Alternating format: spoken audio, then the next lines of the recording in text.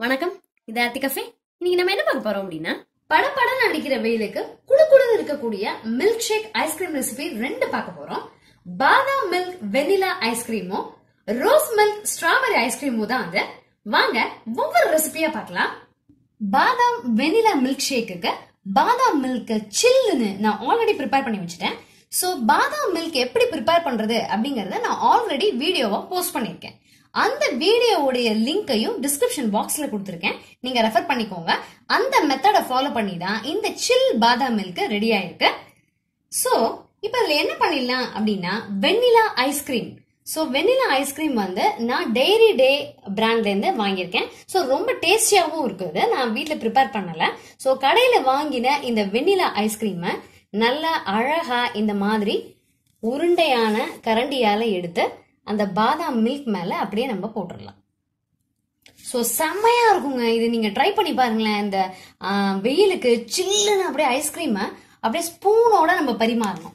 ஸ்பூனோட ice cream எடுத்து சாப்பிட்டுட்டு அப்படியே அந்த பாதாம் மில்க குடிச்சோம் அப்படின்னா இன்னொரு கப் வேணும் அப்படின்னு கேட்பாங்க. அவ்வளவு டேஸ்டியா இருக்கும். சோ அடுத்தது இப்ப எப்படி ப்ரிப்பேர் பண்றது, அதாவது ரோஸ் மில்க் ஸ்ட்ராபெரி மில்க் ஷேக்கை எப்படி ப்ரிப்பேர் பண்றது அப்படின்னு பார்க்கலாம். ரோஸ் மில்க் ப்ரிப்பேர் பண்றதுக்கு 200 ml நல்ல காய்ச்சி ஆற வச்சு சில்லுன்னு இருக்கக்கூடிய மில்க் எடுத்திருக்கேன். இது வந்து எசன்ஸ், ரோஸ் எசன்ஸ். நான் யூஸ் பண்றது என்ன அப்படின்னு பாத்தீங்கன்னா, Bakers brand rose milk mix தான் யூஸ் பண்றேன்.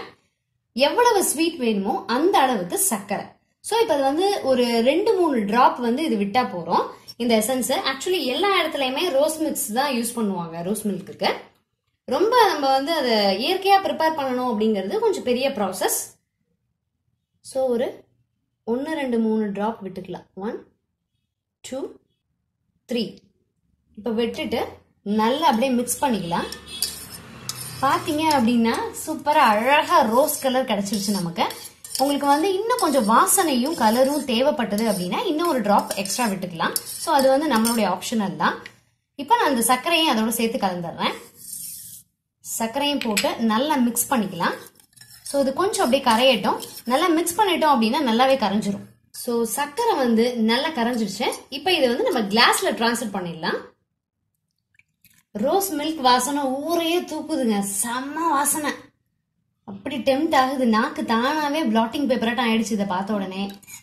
சோ இதுக்கு மேல ஸ்ட்ராபெரி ஐஸ்கிரீம், அதுவும் டைரி டேல இருந்து தான் நான் வந்து வாங்கியிருக்கேன் ஸ்ட்ராபெரி ஐஸ்கிரீம்.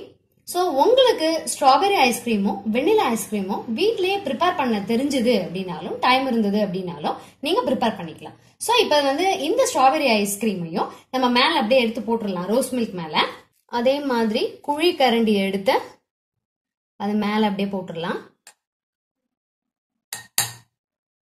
அப்படியே சூப்பரா அந்த கலரே நம்ம டெம்ப்ட் பண்ணுது பாருங்க. வாசனையும் சில்னஸும் பயங்கர சுவையா இருக்குங்க.